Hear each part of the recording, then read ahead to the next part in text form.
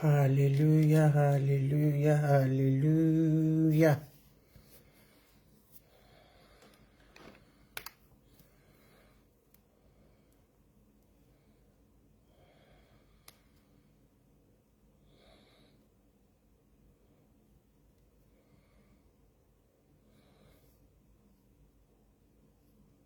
Hallelujah, hallelujah, hallelujah. In Jesus' name, I welcome you all. I welcome you back to Olomo Plenty's program.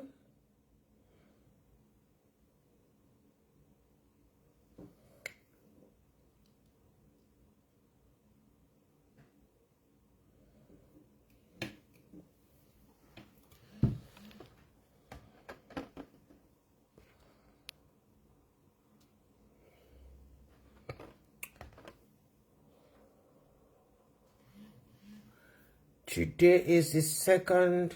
Don't message me. Call you message me more. To Walori Life.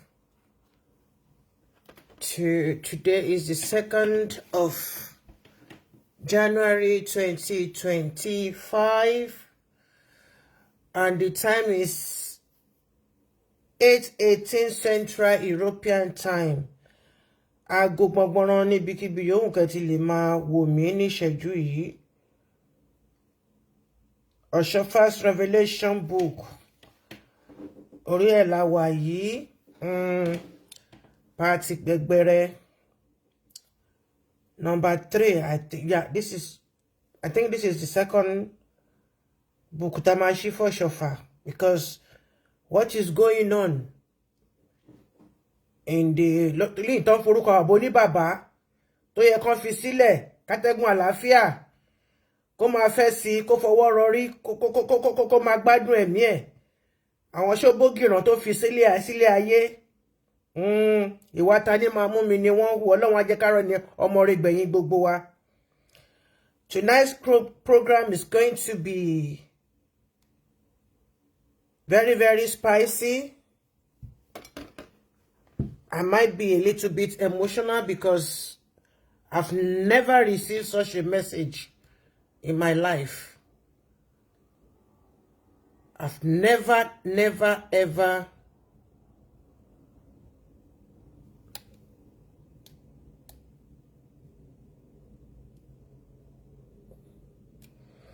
received such a message in my life from a shepherd who has been treated like a filthy rag. Good evening, everybody. I don't want to see anybody. I don't want to read anything. This program is very, very tough. I might not listen to you. I might not read comments, but I greet each and every one of you. This is your one and only Oluwatoyin Obatola Darlington, the only evangelist that fears nobody. Tatansibe of Celestia. Tatansibe of Celestia. Gbori wọlé kò gba hammer. Ẹyẹ bàgẹ̀.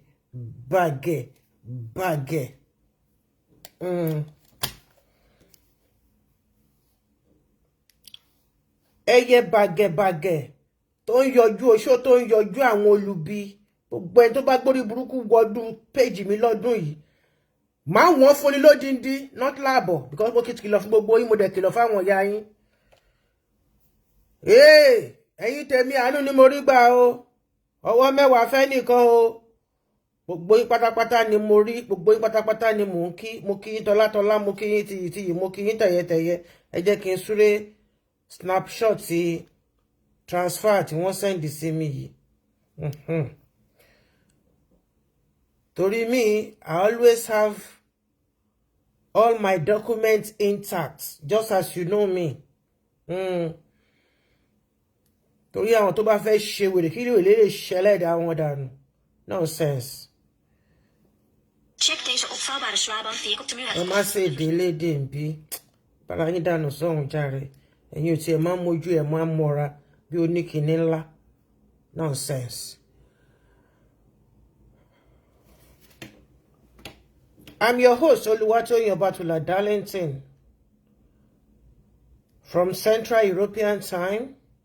Iṣẹ́ oríran mi ni mò ń ṣe o. Ẹ jẹ́ ká gbàdúrà ní ráńpẹ́. Jehovah, Jésù Kristi, Michael mímọ́, sìn Ọlọ́run ìyanu, ọba tó pọ̀ nípa àti agbára. Mo ń ṣiṣẹ́ náà lọ nínú agbára yín. Bàbá, ọmọ, ẹ̀mí mímọ́, ẹ wá gbàkóso. Gbogbo àwọn kìnìún yóò kó lè fẹ́ halẹ̀ mọ́ mi ní àṣálẹ́ yìí. Bá mi mú wọn so. Bàbá, fọ́ wọn lójú. Jésù, fọ́ wọn lẹ́nu. Bàbá, fọ́ wọn nímú. Olùjọ mímọ́, jí wọn létí. Ògo ẹnikẹ́ni, àní o, ọmọkọ́mọ o, tó bá fẹ́ dìgbòlù mí o. Bàbá, rẹ́ wọn lẹ́pa. Àmín. Jésù Olúwa wa. Mo kí gbogbo wa wípé a káàbọ̀ sórí ètò yìí. I just have to do this program because good evening ẹ̀yin ìyá mi, ẹ̀yin bàbá mi, gbogbo yín ni mo kí tọ̀wọ̀tọ̀wọ̀. Tọ̀wọ̀tọ̀wọ̀ pẹ̀lú ọ̀wọ̀ lọ́wọ́ mi nílùú Ọ̀wọ̀. Mo kí yín tọ̀wọ̀tọ̀wọ̀, mo kí yín tiyì, mo kí yín ti ẹyẹ, mo kí gbogbo àwọn tèmi ní Ìdànrè, àwọn ẹyẹ bàgẹ̀. Àtẹlẹyẹ tó ń tóló, àtẹlẹyẹ bàgẹ̀ gbogbo yín ẹ káàbọ̀ sórí ètò yìí. I'm just trying to be funny because wọ́n ní tọ́rọ̀ bá kọjá ẹkún ẹ̀rín la máa rìn. This message, what I'm going to read to each and every one of us might put us a little bit into emotion. But please, let us be more attentive and don't be one-sided. Bó bá ṣe rí ní ká jẹ́ ká ṣe sọ. Gbogbo yín pátápátá ni mo kí tọmọdé tàgbà tọkùnrin tobìnrin. Ẹ jọ̀ọ́, mo fẹ́ bẹ̀ wá lẹ́ẹ̀kan sí. Inú burúkú ò ní bí gbogbo wa. A dẹ̀ ní forí gbé ohun tí kò kì í ṣe tiwa nínú ọdún yìí. Bí mo ṣe ń sọ,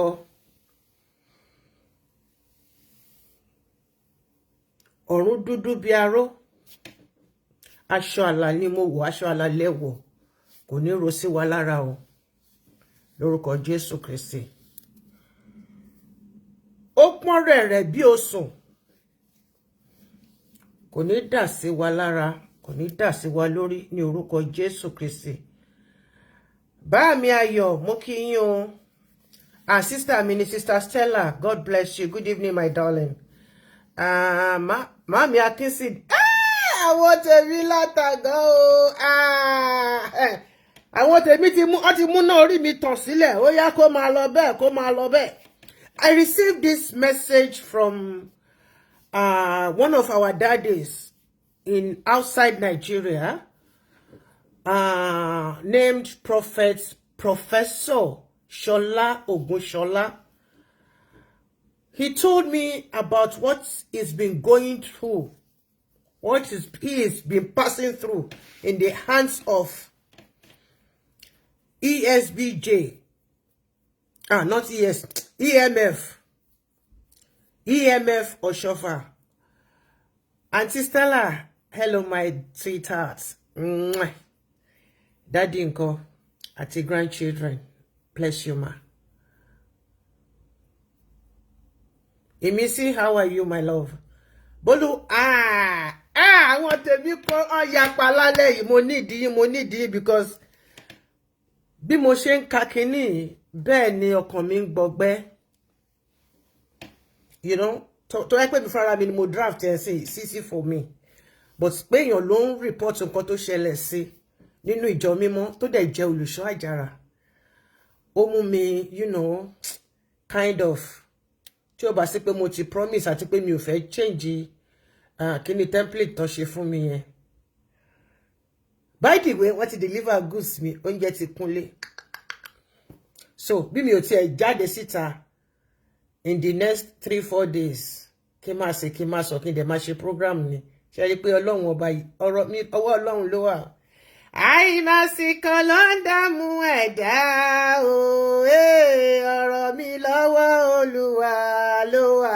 Jehovah Jésù Kristi Michael mímọ́ sí Ọlọ́run ìyanu ọba tó pọ̀ ní ipá àti agbára àtọ́bàjáyé ẹlẹ́rù nìyí. Wákàtí náà tó Olúwa iṣẹ́ náà rèé máa ṣiṣẹ́ rẹ lọ.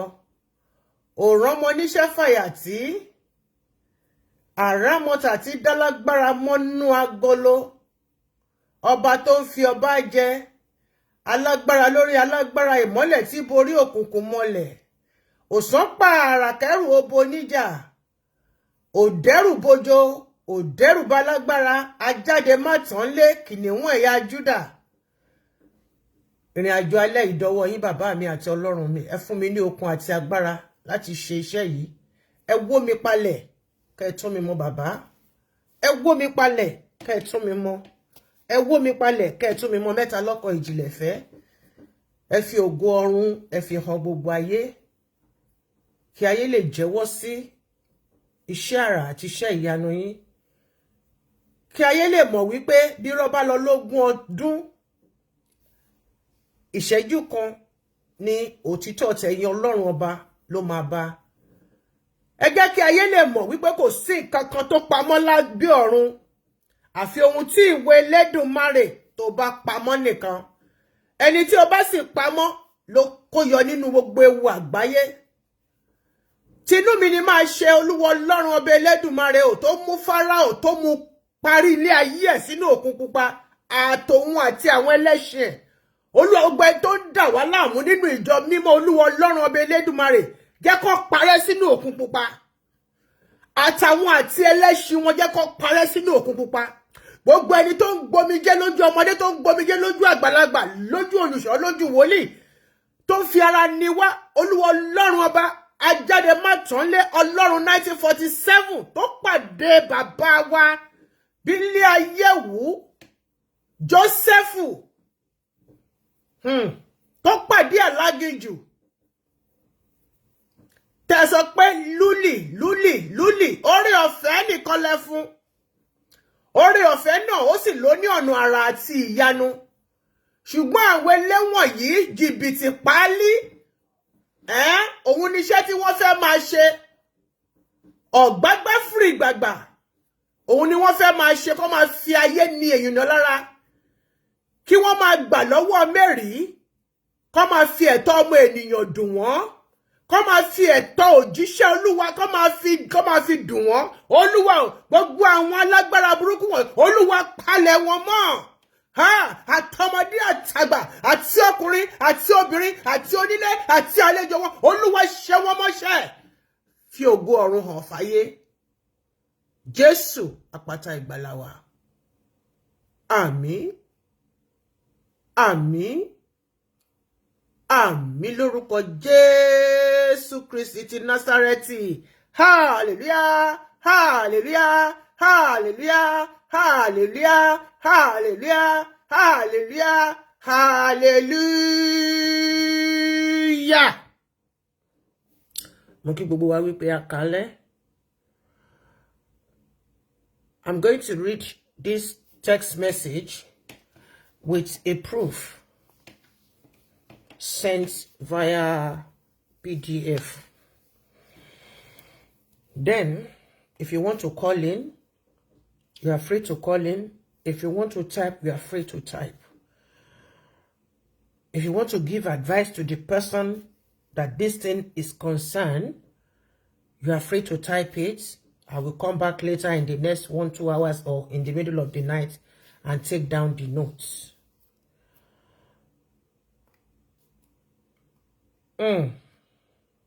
Ayé ò ní mú wa kọsẹ̀.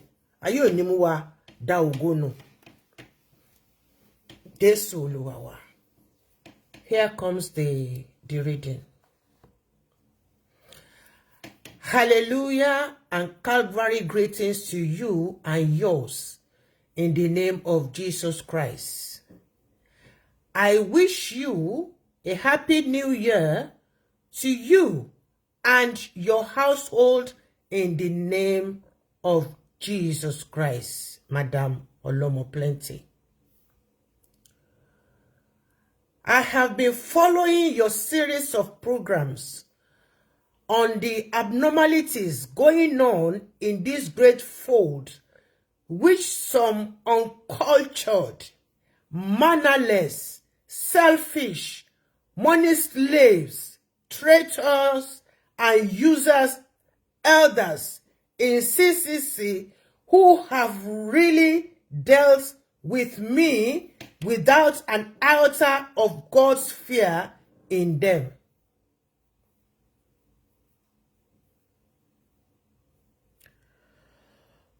Though I have left these people to God Almighty, who called me and sent me to South Africa when Celestia Church of Christ was still one in 1994, during the time of Reverend Pastor Alexander Abiodun Bada, who signed my authority letter to implant Celestia Church of Christ in the Republic of South Africa during the apartheid regime in 1994.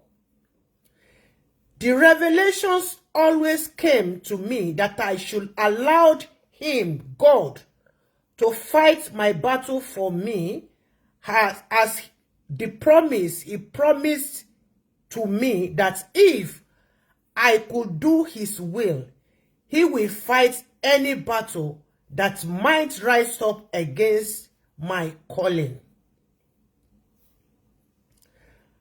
Madam, I went to Saudi Arabia in 1992 on mission to establish Celestia Church of Christ. I was deported back to Nigeria by the following week. I went back again. This second time, I was arrested, spent 3 months with 6 lashes every morning as their Sharia law before taken to the court for hearing, and the judgment was deportation back to Nigeria. I spent 3 months in my church at Gethsemane Parish, Ibadan, in 1993, after which the Spirit of God said I should prepare myself to go and light a candle in South Africa, of which I could not say no to. When I asked them why, first of all, going to where do you call it, Saudi Arabia, he said he didn't want to have anything to do with Nigeria, but thinking that maybe it's better on that side, things like that, or he didn't want to do the work of God and say, let me first of all do my thing before I can do that of God. So, you know, without proper planning with my family, I just called my wife and told her that I was going to South Africa to lay an altar for Christ as Celestia Church of Christ in 1994. I left my wife and 2 baby children for 9 years and 6 months before setting my eyes on them again. Getting back to Nigeria, I registered Celestia Church of Christ fully with the trademark and got my own papers fully at hand. That is stay permit to be able to stay after 9 years. In fact, most of them no only for you. 9 years, let's register let the new will any gbogbo e. Iṣẹ́ t'Olúwa bá ṣe. Whew. After facing much difficulties until the church was fully established, Reverend EMF OSCHOFFA and Balogun started their own problems with me for no fault of mine than jealousy and love of money, reaping where they never sowed. Late Reverend Pastor Paul Suru Maforikon anointed me to the rank of most superior evangelist in 2008 when he came to South Africa through Balogun, and Balogun was anointed as a superior evangelist. Why? Because Balogun was the one who invited Baba Maforikon to South Africa that year. I have been using the spiritual gifts God endowed me with, which I'm content with till date. My name is Professor Shola Ogunshola JP. I'm a renowned word prophet in Christ Jesus, man. May Jehovah Almighty judge myself and Reverend Emmanuel OSCHOFFA with his right hand in Jesus' name. Selah. This case has been very stressful and spiritually frustrating for me due to Reverend EMF's men with all their constant creating problems. Despite EMF's frustrating me, I still sent the yearly contributions of parishes under me to the Celestia Church of Christ Polaris bank accounts, which is 720,000 naira, to Imeko with a copy of bank's proof of the payment to them. This money is from parishes under me simply because CCC belongs to all of us as much as Imeko does to all Celestia worldwide, as you used to say. He mentioned me so many times. As you used to say in your programs. Another quote of yours, Olomo Plenty, ma, you used to say, CCC is ours, and Odo tó bá gbàgbé orísun ẹ̀ yóò gbẹ tí gbòǹgbò. If I so wish, madam, I can easily and freely declare myself as a pastor, as the first good shepherd,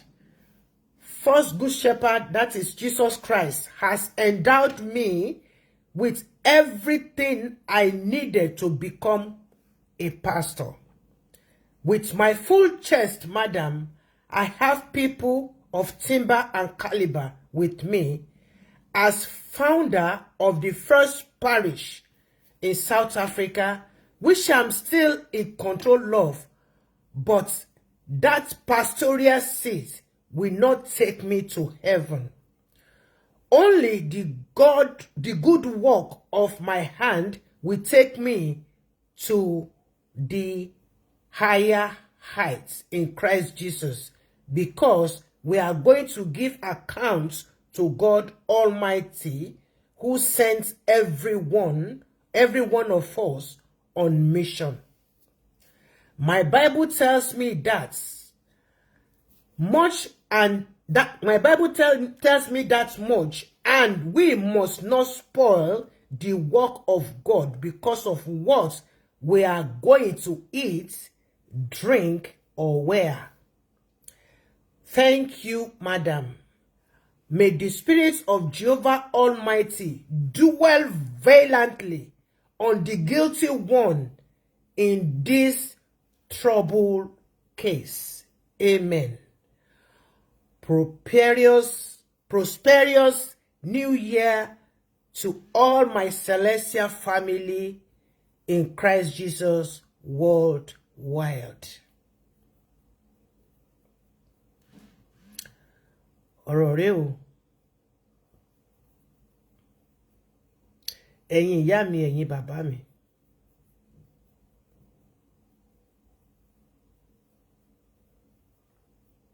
Ó ṣe jẹ́ pé ọbẹ̀ tó bá ti jiná ni pastor máa ń lọ gbà fún èèyàn just to gbé ẹni yẹn sábẹ́.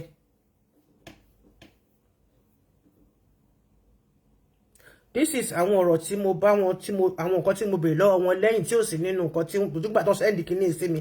I have to ask him 1 or 2 questions as well. Mo wá ní how many parishes ló wà ní abẹ́ this man called Balogun? Wọ́n ní parishes 3 péré.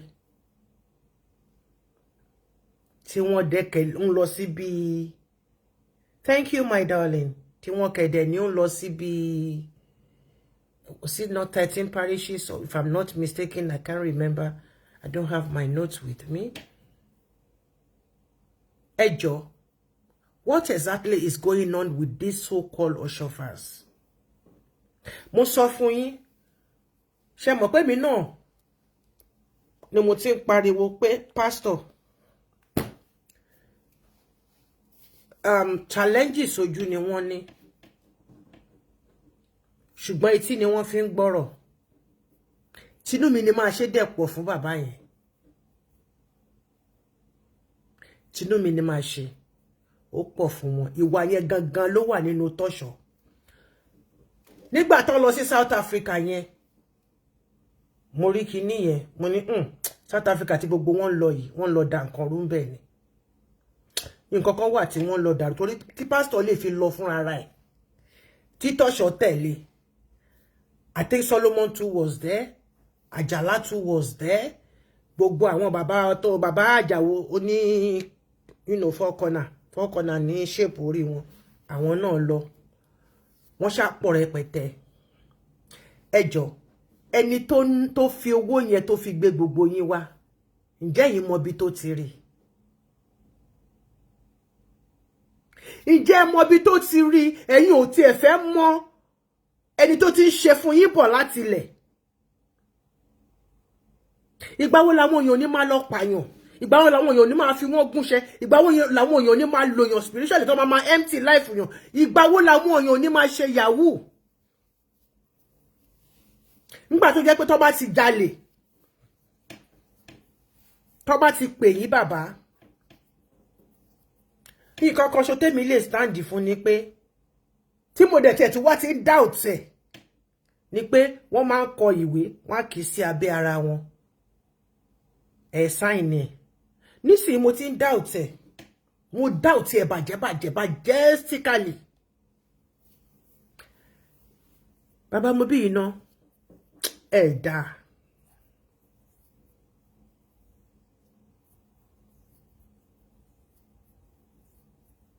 Kò síbi tẹ́ bá ti rí pé peace wà.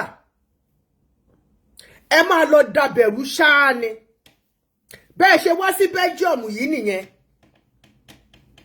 Ìgbà tẹ́ wà ní Belgium mo gbé báàgì mi mo gba America lọ. Kẹ́ má bá sọ pé kán lọ pè mí wá because I don't want to see you. I don't want to see you because kò sí nǹkan tó ẹ jẹ́ tọ́lọ́wọ́n bá ò fún mi bí mo ṣe jóbìnrin tó yìí. Báyìí ṣe ń pè yàn pọ́n yín lé pastor pa ẹ̀ pa nǹkan kan. Mi ò lè sọ lórí kí n sọ pé kọ́ lọ́n dáríjì mi. Ẹ̀ pa nǹkan kan.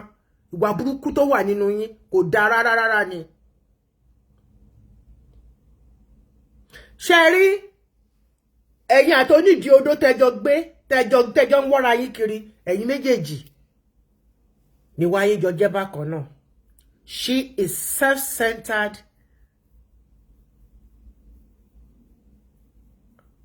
Ẹ jẹ́ kí n rọra fi síbẹ̀. Gbogbo àwọn ẹbí ẹ̀ pátápátá gbogbo wọn ló handle ìmẹ̀kọ́nsìn. Gbogbo àwọn cousins, àwọn nephew, àwọn àbúrò ẹ̀ siblings, gbogbo wọn pátápátá àwọn non serve, àwọn ní gbogbo ọmọ ọjọ́ Celestia ń ṣiṣẹ́ fún sìn. Àwọn gbogbo ẹbí Celine. Nígbà torí kídẹ̀ ló ṣe rí bẹ́ẹ̀, wọ́n ní bó nígbà bá ṣe pé gbá ẹ̀ la ṣe máa gbà pé.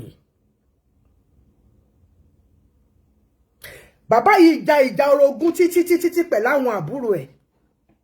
Èyí tó yẹ kó súnmọ́ wọn, kó wọn mọ́ra. Àfi tó bá máa ṣe bí arìndìn. Àbúrò mi Rosemary, I'm coming for you, my sweetheart. Ó kàn ẹ́ o, ó ká gbagba nítorí pé kíni? Ìwọ lẹ́nu ń bẹ̀. Ìrísí tó dẹ̀ fi lẹ́nu ń bẹ̀ ní pé màmá ẹ̀ Ìyá Hamidu, òun ló tọ́tọ̀ṣọ́ tó jẹ́ ọmọ EMF. So, wọ́n sanjọ́ fún ẹ. Àdúrà tèmi kò sí nǹkan tí mo fi síwájú Olúwa ní àdúrà tí kò kí gbà.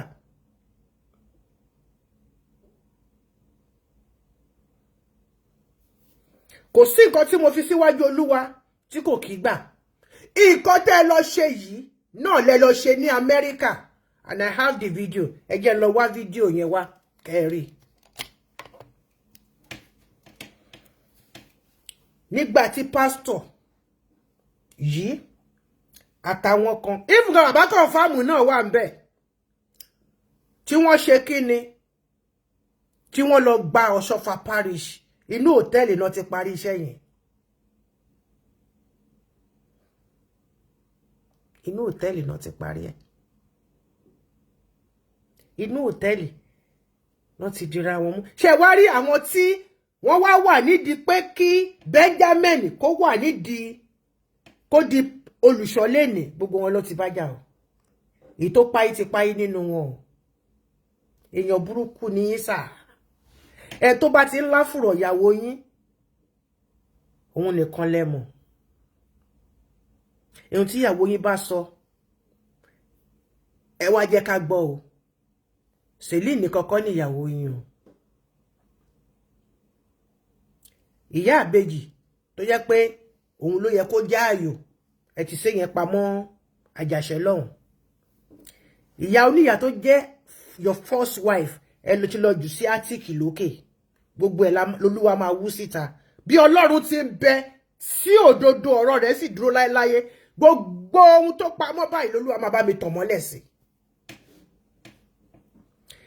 This Baba Taiwo is nothing but a user. I don't owe you any apology. Ẹ dẹ̀ ní kí n má lo page mi fi ṣe nǹkan. Ẹ dẹ̀ ní kí n má ṣiṣẹ́ ṣẹlẹ̀.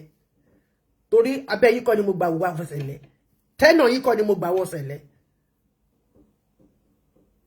Tó bá kújọ́ kan tẹ́ ẹ máa agree pé ẹ máa lé mi kúrò ní ṣẹlẹ̀, gbogbo yín máa ṣíwọ́ ṣẹ́ kúrò láyé mi.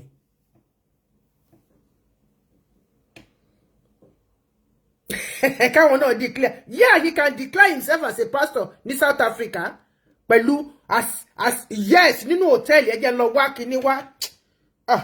Ẹ jẹ́ kí n lọ gbé fídíò, ẹ mọ̀ pé mi ò kì í sọ̀rọ̀ kó má rí bẹ́ẹ̀.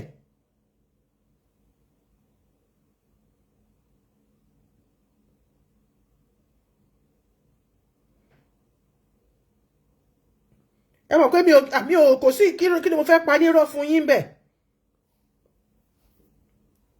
Kí ni mo fẹ́ pa fún yín nírọ́? Bó ni mo save fídíò yẹn sí o. Ẹ jẹ́ kí n lọ wá fídíò yẹn jáde. Báwo ni mo ṣe mọ̀ pé mo dẹ́nà bàbá confirm mọ̀ dáadáa nítorí pé kí ni ó ti ṣe program rí, ó ti ṣe àìmọye fídíò rí. Mo dáhùn nígbà tí mo ní ó ga o. Ó ga o. Tí ẹ ṣàánú bàbá oníbàbá tó jìyà. Tó igi tán kan fẹ́ fi gbẹ́, tán fẹ́ fi kan kinní kan náà wá lọ. but the Lord arrested him and used him. Nínú gbogbo àwọn tá ti ẹ sọ pé wọ́n ti ń ṣe bọ̀ látẹ̀yìn tẹ́nà ti yín yìí Ọlọ́run jẹ́ ká tún rírú ẹ̀ mọ́ níṣẹ̀lẹ̀. Màá lọ wá fídíò yẹn wá o, ẹ mọ̀ mí o, ẹ mọ̀ pé mi ò kìí ṣe alápárùtù èèyàn. Màá lọ wá fídíò yẹn jáde, Ọlọ́run jẹ́ kí n tètè rí nítòsí. Mi ò mẹ́ni tó ṣépè fún yín o bàbá, ṣùgbọ́n kò dẹ̀ lè ṣe kó má rí bẹ́ẹ̀. Ẹni kí ni ìdí ni wípé wòlíì 42 òun ló jù sí yín. I just love myself. I just love myself. Mo ti rí fídíò tí mo ń wá kó wá play sí yín ni o.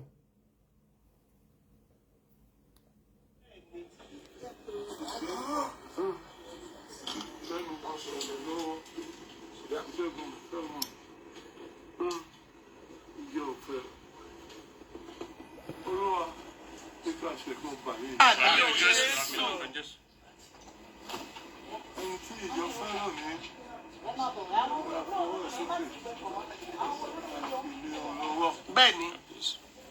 Ṣẹ́rí, gbogbo àwọn tó wà níbí báyìí gbogbo pátápátá ló ti dọ̀tá Benjamin o. Wẹ́rí, ta ló ń pè mí? Ẹ má pè mí, ẹ jẹ́ kí n play kíní ìtàn mò ń bọ̀.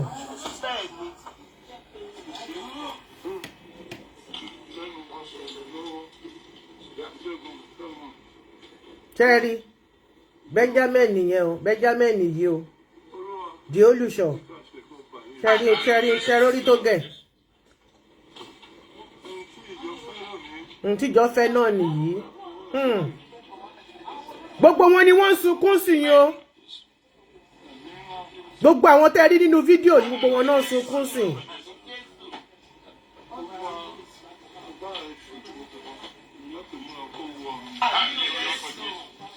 Ẹ tún máa ṣàmì lórúkọ Jésù pẹ̀lú irọ́.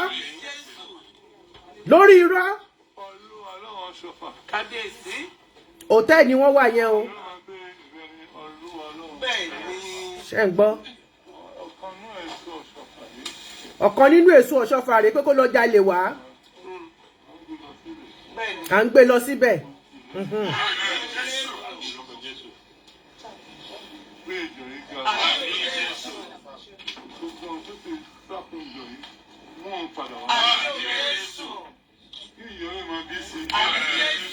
Ìjọ òbí sí o, ìjọ dàrú pátápátá ni o. Gbogbo wọn ìtókù ti kú dànù.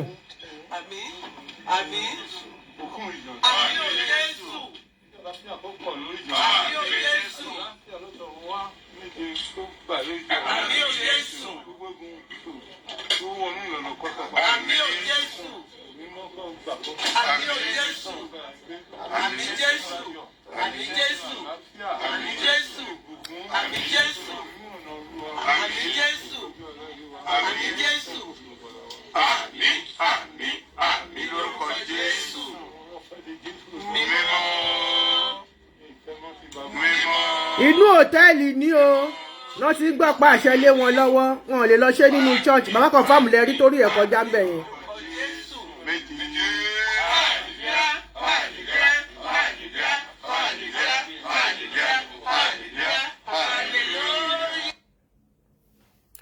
Gbogbo àwọn tẹ́ rí tí wọ́n ń hallelujah yẹn, gbogbo wọn náà ń sunkún lọ́wọ́lọ́wọ́ ń sìn nítorí pé ilé tá bá fi tọ́mọ èrì ló máa wó.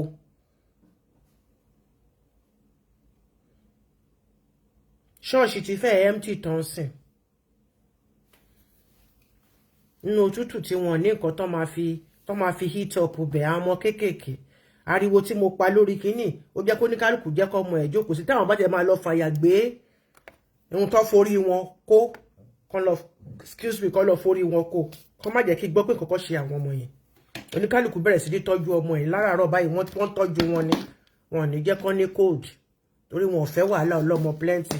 Wọ́n dẹ̀ mọ̀ èmi mo lè má ní owó rẹpẹtẹ ṣùgbọ́n owó pé ká ṣe ẹ̀tọ́ á jáde kí tó pèèyàn 2 mẹ́ta wọ́n ra tíkẹ́ẹ̀tì fún mi.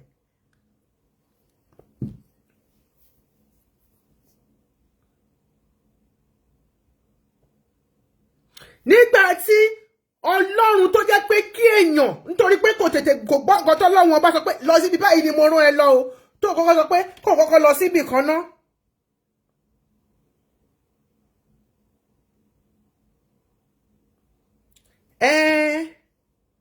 Bẹ́ẹ̀ a mọ̀ pé Benjamin ò ní calling as a shepherd ṣó ní àṣẹ oníbodè gan kò ní ọmọ jàgùdà pálí ni ọmọ wóbè ni Ọ̀gbágbá Frigbagba ọmọ wọlé àwọn ẹbí ẹ̀ bú sẹ́kún ni.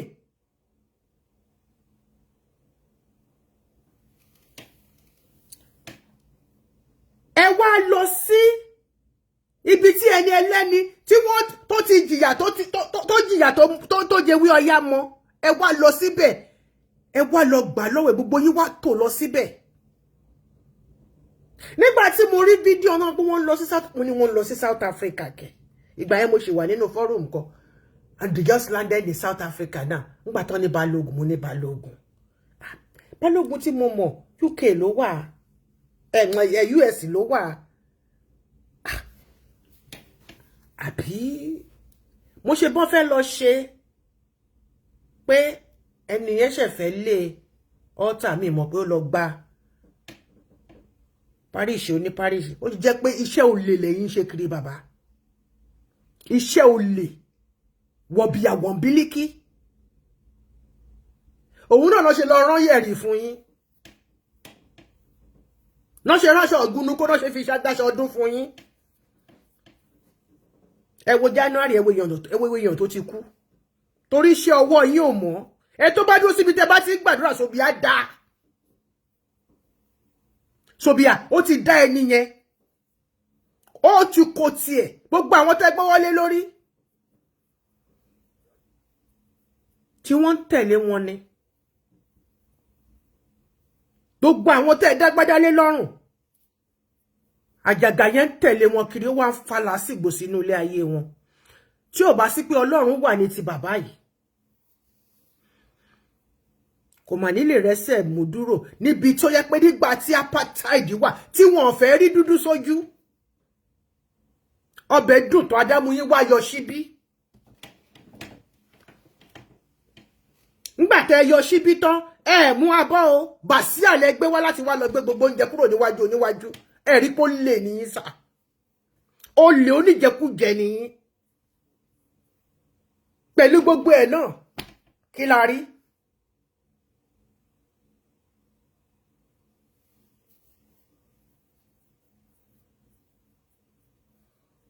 Tọ́jú ṣẹrẹ́ ìjọ mímọ́ lórí òkè ohun pẹ̀tẹ́lẹ̀ ojú bàbá ń wo sẹ́yìn lókè ọ̀run.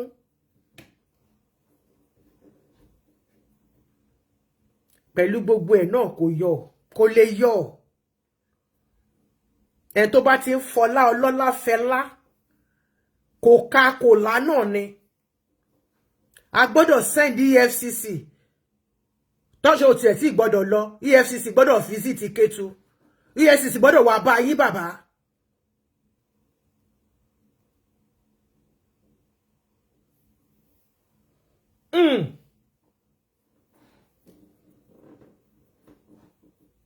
Kò dẹ̀ ní tòótọ́ bàbá yìí bẹ́ẹ̀ ṣe rí nǹkan tó bá ń jẹ lẹ́nu ló mọ̀ tó bá ti lè sọ̀kalẹ̀ báyìí is finish ni òun ló ṣe develop attitude pé téèyàn méjì bá ń jà ẹ tó bá kọ́ rojọ́ ló jàre.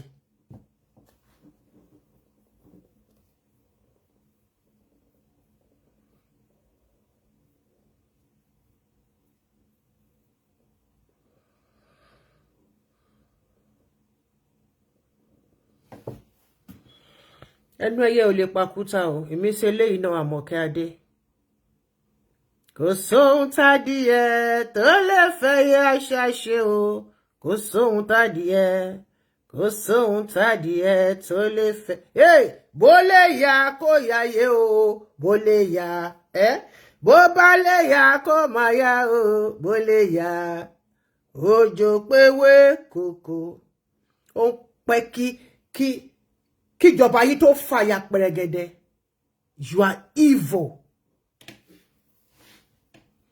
pé jẹ́ kí n sunkún lórí ẹni yìí mi ò rí wọn rí o mi ò pàdé wọn rí o.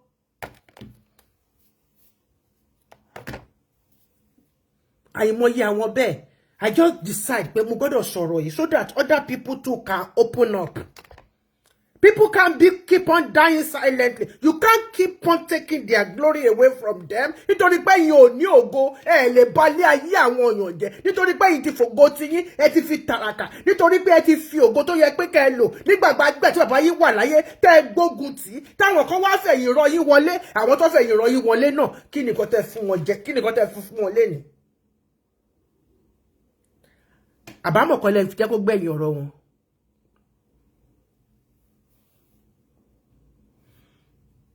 Kò sí kú lójú mi àfàlàáfíà, kò sárùn ẹni bá pè mí á dáhùn tọmọtọmọ. Bẹ́ẹ̀ ni àgbégilẹ̀ lọmọdé ń gbégi eléra.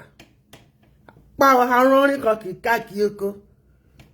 Ṣó ti yé yín? Ẹ máa dòyìká náà ni. Èèrà ò lè gbé ṣúgà, ó máa dòyìká náà ni.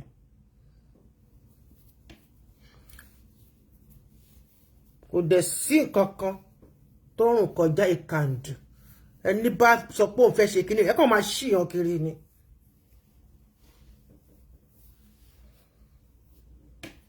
Bẹ́ẹ̀ ni àwọn wòlíì 42 gbogbo wọn pátápátá lọ ti fún ní bàmbá ṣì.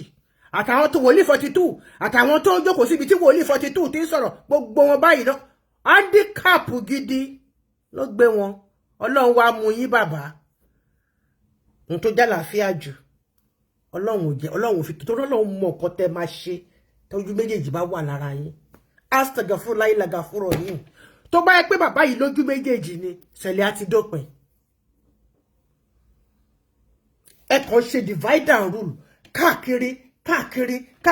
Ṣé wá rí ìyá olódù yìí onídìí odó yẹn ẹ mọ̀ nǹkan tọ́rọ̀ wọn ṣe wọ̀ dáadáa òun ló lọ ń bá wọn ṣe bídìn. Tó bá sọ pé pásítọ̀ wábì kan wọ́n á ní pásítọ̀ ò lọ síbẹ̀ wọ́n á ní wọ́n rí pásítọ̀ ń bẹ̀ o. Òun ló lọ ń bá bàbá yẹn gbowó òun ló lọ ṣe ẹ ṣáà rí àwọn mítì nǹkan tó lọ ṣe tí mo fi fídíò wọn hàn yín àwọn mítì tó lọ ṣe lẹ́yìn ní Côte d'Ivoire nígbà yẹn nígbà táriwo ta rẹpẹtẹ.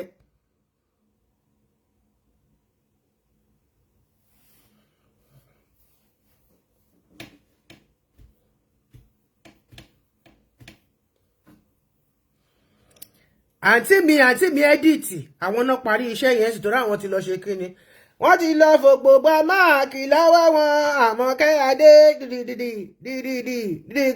dídídì ẹni tán fún ní èṣòjì wọ́n ti gbà lọ́wọ́ wọn àǹtí mi ti dìyàwó náà bá gbé èṣòjì lé lọ́kọ ẹ̀ lọ́wọ́ ṣe rí pórí burúkú pọ̀.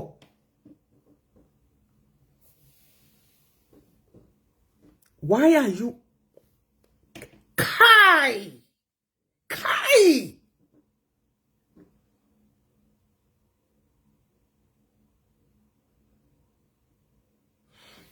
pátápátá ẹ sọ fún bàbá yìí ẹ lókè you are in charge of all these things now 10% tó mú wá ọ̀tọ̀ wàá máa fún mi ní extra 5% instead tẹ́ fi fẹ́ lọ darin àjò ẹni ẹlẹ́ni rú bó ṣe sọ sínú kínní mo sọ pé nígbà tẹ́yìn ọ̀nà àwọn ò lè sọ pé àwọn fẹ́ declare as a pastor ara àwọn as a pastor pé because Ọlọ́run sọ pé káwọn ṣerú nǹkan bẹ́ẹ̀ yẹn ó máa ṣe o ẹ̀yin tẹ́ ẹ̀ mẹ́jẹ́ pé kí èèyàn kó máa kùnà ògo kùnà iṣẹ́ ìránṣẹ́ nìyí.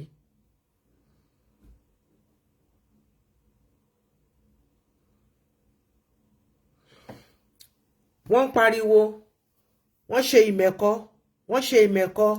wọ́n rí tí tọ́ṣọ̀ tó mú eyín tó kó sẹ́nu tó wá sọ pé wọ́n ṣe ìmẹ̀kọ nìyẹn wọ́n ti parí iṣẹ́ ẹ̀bẹ̀ ó ti fáìn ó ti ṣe kinní kan ẹ jẹ́ wá fi ìmẹ̀kọ wọn hàn yín o ìmẹ̀kọ tó ṣe tó fáìn o ẹ jẹ́ gbé wá jáde.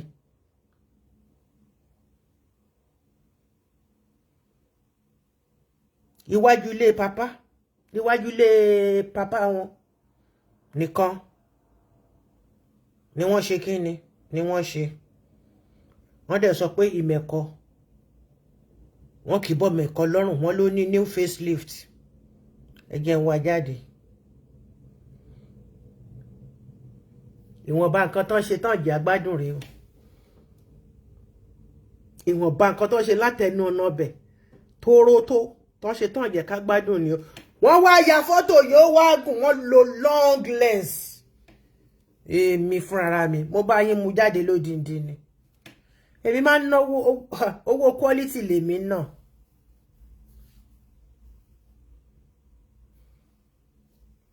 ibi tán ti mú náà nìyẹn òun rèé ṣẹ́rí ibi tó ti bẹ̀rẹ̀ nìyẹn ibi tó parí sí nìyẹn who do you think you are fooling pẹ̀lú ẹ̀ náà lẹ́ni kan máa san owó kí náà ti ń pe kínní ní Yorùbá ọkàn mi pé ẹ̀ owó bodè 1,000 èyí tó tiẹ̀ tí ò ṣe fetí gbọ́ rárá òun ni owó oúnjẹ alẹ́ Olúwa 1,500 mọ̀ pé ti kó ṣẹ́ mọ́ra tẹ́ ẹ bá ń gbọ́ bàbá ìṣẹ́ olè ẹjọ́ bá ti ní ayọ̀ ọkàn ó máa ṣiṣẹ́ ni ẹgbọ́n oúnjẹ alẹ́ Olúwa lọ́wọ́ àwọn ọmọ ọjọ́ pẹ̀lú gbogbo nǹkan tẹ́ ẹ̀dẹ̀ ṣe yẹn pátápátá pẹ̀lú gbogbo owó tí wọ́n dá pẹ̀lú gbogbo owó tí wọ́n san pẹ̀lú bẹ́ẹ̀ ṣe ń rúbà sí àkiri ẹni wọ́n wá ṣe wọ́n wá ṣe sáfíìsì wọ́n wá gbàdúrà sọ́lọ́run owó lẹni kan máa dá lẹni kan máa gbé bà sí àkiri lẹni kan máa rúbà sí àkiri kan máa dáwó ẹlòmíì yáwó kúrò ń bẹ̀ yẹn ni gbogbo aṣọ ẹlòmíì ló bu tátá torí ẹni rí tó sọ pé facelift mẹ́kàn sìn wọ́n rò pé nǹkan rí kan lẹ ṣe àwọn media man tẹ lọ rẹ́ǹtì pé kọ́ bẹ̀rẹ̀ sí ní ṣe oríṣiríṣi kí náà ti ń pè fíìsì kán lè sọ pé gbogbo ẹ̀tàn náà yààyò ẹ fẹ́ fi gbé àwọn èèyàn láńdíkàpù àwa ọmọ bọ́ ṣe ń to gbogbo ẹ̀ ṣebí kan ni mo lò yìí oríṣiríṣi ló kàn bẹ́ẹ̀ ìdí mo bá fẹ́ ni máa lò ó dìgbà téèyàn bá débẹ̀ tẹ́ bá fojú débẹ̀ tán lẹ máa ní yéè ọjà òkùnkùn rèé kí ni bàbá yìí ṣe fún yín gan tẹ́ fi wúrú wà báyìí sí and I know ó jù báyìí lọ ó kàn summarize gbogbo ẹ̀ ni tí ò bá sí pé Ọlọ́run wà ní ti bàbá yìí ẹni tó fi ọmọ sílẹ̀ tó fi ìyàwó sílẹ̀ tó lọ fún odidi aginjù ní ọdún mẹ́sàn-án excuse me ọdún mẹ́sàn-án ni àtààbọ̀ tó fi ìyàwó àtọmọ àti everything sílẹ̀ nítorí ìpè ó wá jẹ́ pé náà tán ẹ̀yin wá rò pé ẹ lè bàjẹ́ Photoshop God bless you ẹ wá rò pé ẹ lè bà pé yẹn jẹ́ ẹ lè bàjẹ́ o ẹ lè bàjẹ́ bàbá you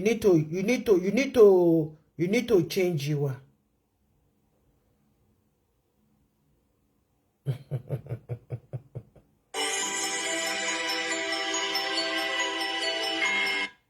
kí lélẹ̀ ìtàn sẹ́ndì kí lélẹ̀ tí mo wò yà gbogbo nǹkan tá a máa ń wò tó máa fi ń ṣe Christmas kìíní gbogbo ohun tó lọ lò nìyí gbogbo ohun tẹ́ ẹ lò ní pàràpàpàpà.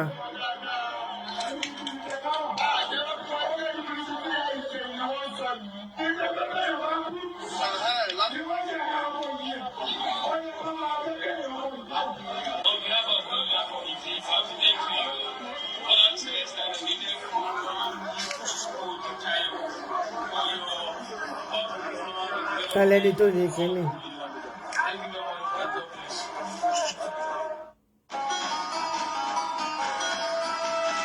Gbogbo ẹlẹ́yà tó ṣáṣe ní mẹ́kọ́ nìyẹn. Ilẹ̀ ẹlẹ́nà jókòó sí o níbi tó bu tátátá. Wọ́n ní wọ́n lọ gbàdúrà. Kò sí nǹkan tí wọn ò tà ń bẹ̀. Gbogbo yẹn mo sì gbé yẹn bọ̀ ní kòpẹ́kòpẹ́ lísì ẹ̀gún bàjẹ́. Uncle Show Michael ó kàn yín o, ó kàn gbàgbà, ó kàn yín o. Mo ti ṣe fáìlì yín sílẹ̀ tipẹ́tipẹ́, mo ń fìlì fọ́ọ̀mù yín díẹ̀díẹ̀ ni. Ó ti kan H.O. Michael. Rubbish and nonsense.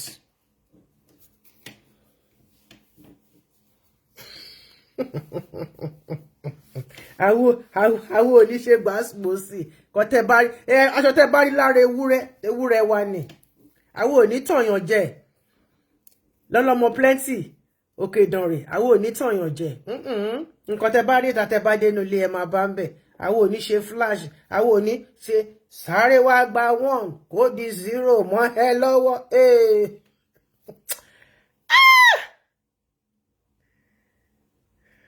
No.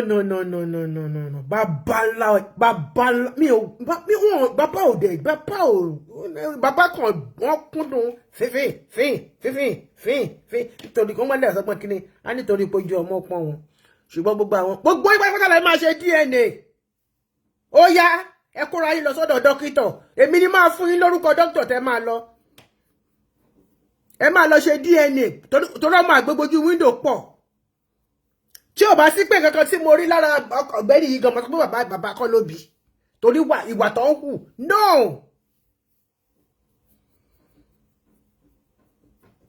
Ẹni tó jẹ́ mo bí yìí náà ti kú. Èèyàn méjì ò kí jẹ́ orúkọ kan náà, orúkọ àbíkú kan náà. Téèyàn bá kú tó bá tún padà wá ọ̀tọ̀ lórúkọ tó máa fún. Wọ́n ti pa wá yìí lájárí. Ẹni tó bá pè mí bẹ́ẹ̀ a máa jà o.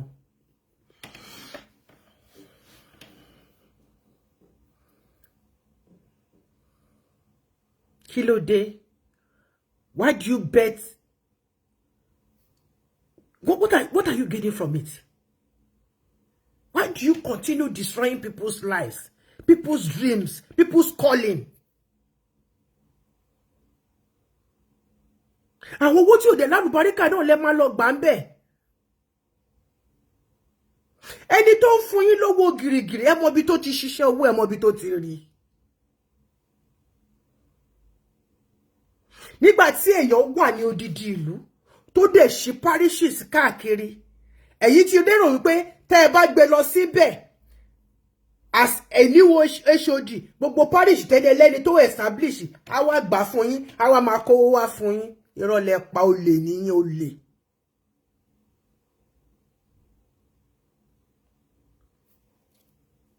Ipò tí ìyá yẹn kó pọ̀, ọlọ́wọ́ ọ̀tún mi ni. Náà ọlọ́wọ́ ọ̀tún mi pé mọ iye ara wa bàjẹ́bàjẹ́.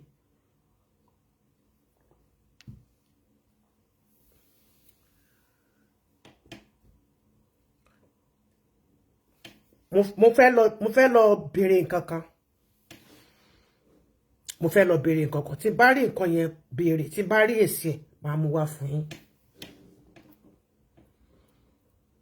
Gbogbo ẹ̀yin olè, encourage pastor.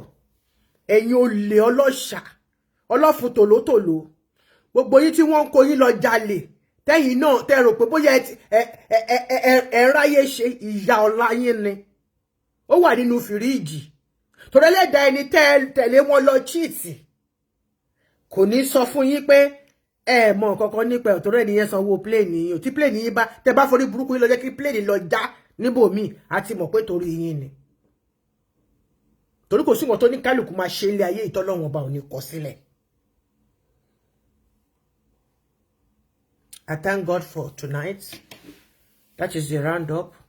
So please, if you have any question or anything, you can inbox me. And if you inbox me, please always introduce yourself with your name. This is 2025. I have over 300 people in my message box lórí WhatsApp. Mo sá fún ti messenger.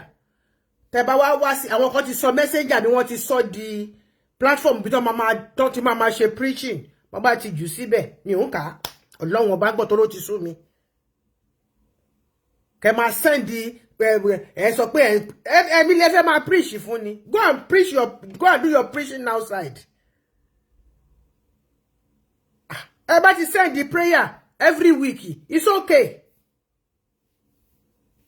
Nítorí ẹ mo ṣe ń sá fún ẹlòmíì á fi message sílẹ̀ fún mi ńbẹ̀ ọ̀sẹ̀ kan ọ̀sẹ̀ méjì mi ò ní lọ wò. Why? Because I'm running away from people there because I see them as they are non-entity. They have nothing good to do.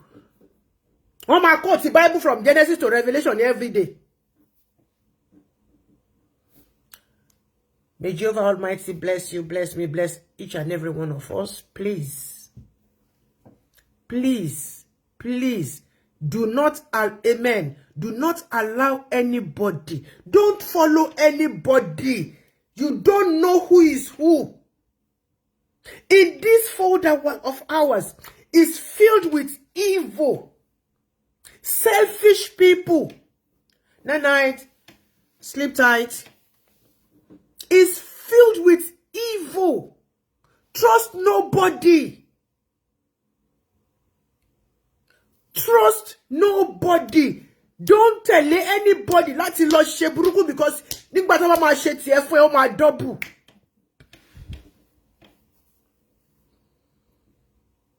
God bless each and every one of us. Please take care of your children. Ọ̀run dúdú bí aró, aṣọ alálàwọ̀ kò ní ta sí wa lára o. Ó rẹ̀ bí òsùn, aṣọ alálàwọ̀ kò ní dàlé wa lórí o. January yìí jákèjádò ni. Ṣùgbọ́n nínú ìjọ mímọ́ yìí, wákàtí búburú náà dé tí yóò mú jọ mímọ́ gbóná ẹlẹ́ṣẹ̀ ronú pìwàdà. Hey! Stop following anybody sheepishly. Tó wá fẹ́ ṣorí burúkú lọ láti kàn ṣorí burúkú wọn busy.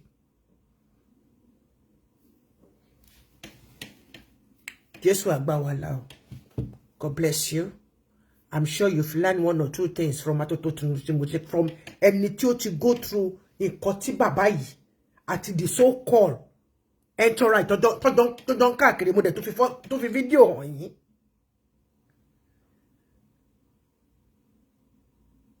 Inú hòtẹ́ẹ̀lì náà ti lọ ṣe exchange of power parish. Wọ́n ṣe lọ sínú parish yẹn kọ́ lọ ṣe ń bẹ̀.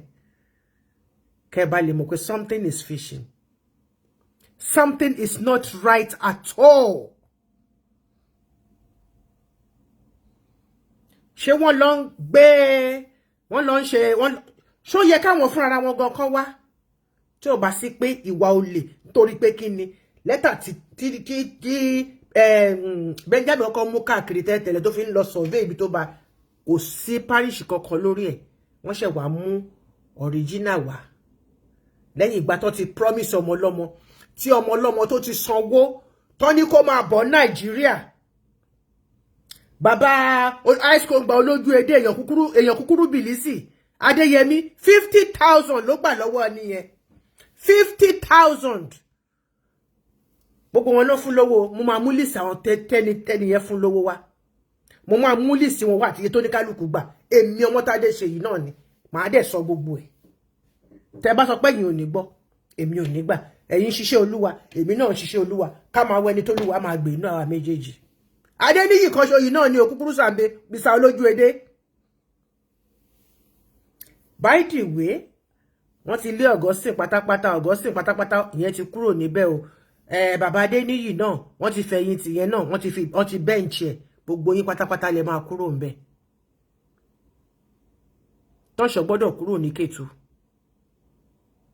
Benjamin gbọ́dọ̀ kúrò l'Amẹ́ríkà. Balógun tẹ́ lọ gbé ipò fún ṣọ́ọ̀ṣì ọ̀hún tó ní tó jẹ́ pé owó náà ló fi kó àwọn síbẹ̀ èèyàn mélòó ló ń worship nínú àwọn parishes yẹn. Tí bá fẹ́ fún bàbá ẹ̀ ládvice màá ní kó lọ sínú àwẹ̀ kán bọ́ lọ́hùn pàdé Olúwa sọ mí di pastor. A kàn sọ pé pastor gbọ́dọ̀ pọ̀ jù lẹ́jọ́ mọ̀ pé táwọn olórí burúkú kan bá fẹ́ sọ pé àwọn fẹ́ ṣorí burúkú èèyàn á jẹ́ kán mọ̀ pé ó wà lára èèyàn náà ó ń gbáríyáríyá. Ẹ jẹ́ kí n fi receipt 400 and something tí wọ́n san 720 tí wọ́n san kí n fi hàn yín.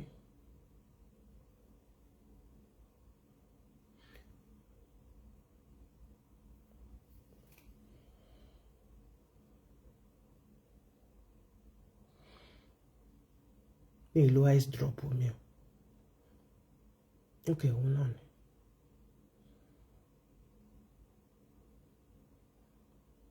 Okay. Sherry orúkọ ẹni tó send in.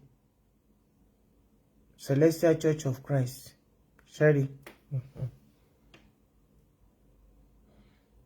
Annual Polaris Bank. Mo download ẹni. Sherry. Tèmi bá ń sọ̀rọ̀ fún yín, èmi ò ní fún yín lófo, màá ṣàlàyé ẹ̀ fún yín délẹ̀ ni o. Torí tí ó bá purọ́ fún mi, màá ní kóhun náà kó mú proof ẹ̀ jáde. Gbogbo nǹkan tí mo sọ yìí ni mo ní proof ẹ̀ lọ́wọ́. Nígbà tí mo sọ fún yín wípé báyìí mo mọ̀ wípé ọjọ́ kan ṣì máa jọ́ kan tí máa mú kinní jáde fún yín. Mo ṣe gbé fídíò yẹn jáde kí gbogbo yín kẹ́rì. Inú hòtẹ́ẹ̀lì ni wọ́n ti, nígbà tí mo sọ mi ò fún yín ní fídíò lọ́jọ́ yẹn. Ọ̀rọ̀ ló bá mo kó mo rò wá. Mo fẹ́ fi ṣe special program ní tẹ́tẹ̀lẹ̀, ṣùgbọ́n gbà tẹ́lẹ̀ wa mo jẹ́ kí ẹ wò bọ́n ṣe fún Balógun náà nìyẹn. Gbogbo lásìgbò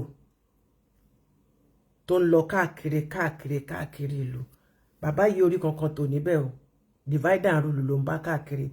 Àdé máa sọ pé ó wà physically challenged. Etí náà fi ń gbọ́rọ̀. Tó bá ti gbọ́ owó báyìí, etí wọn méjèèjì máa dúró báyìí ni. Hallelujah. God bless you. Be good. Be faithful to yourself and to Jehovah Almighty. Be faithful to yourself. Tó bá ti wà faithful síra ẹ̀. Ẹni tí ò bá nígbàgbọ́ nínú ara ẹ̀, tí ò dára ẹ̀ lójú, it's very easy to destroy others. Tó rá máa sọ pé kí wá ní nǹkan náà, kí ní nǹkan náà tí mo ṣe.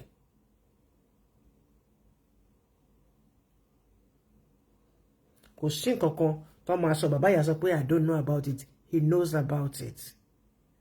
Ìyàwó ẹ̀ fún ní update. Ó dà gbogbo àwọn tó wà ní tó bench ní pastor's office. Àwọn ẹbí ìyàwó ẹ̀ ló máa wà ńbẹ̀. Àwọn ẹbí ìyá Sàfúrà, tẹ́ bá ń gbọ́ ìyá Sàfúrà. Molato ló ń jẹ́ ìyá Sàfúrà. And by the way, níbo ni àwọn àbúrò Tọ́ṣọ̀ wà tí bàbá yìí bí? Torí àrí kankan nu wọn kan jáde. Èmi túlé tọwọ́ bòkú lójú. A máa kó gbogbo wọn jáde. Either by this or by that. A máa gbé fọ́tò gbogbo wọn jáde. Either by this or by that. Màá tún kó wọn sórí YouTube. Either by this or by that. Torí ẹ lè kàn dédé wà kẹ́ máa bà tèèyàn jẹ́. Ọláyẹmí Rosemary. Àbúrò mi. Your topic is coming. God bless each and every one of us. Mo love ẹni mo ṣe fẹ́ wá sọ̀rọ̀ nípa ẹ̀. Mo fẹ́ wá yá ilé tí gbọ́ràn ni o.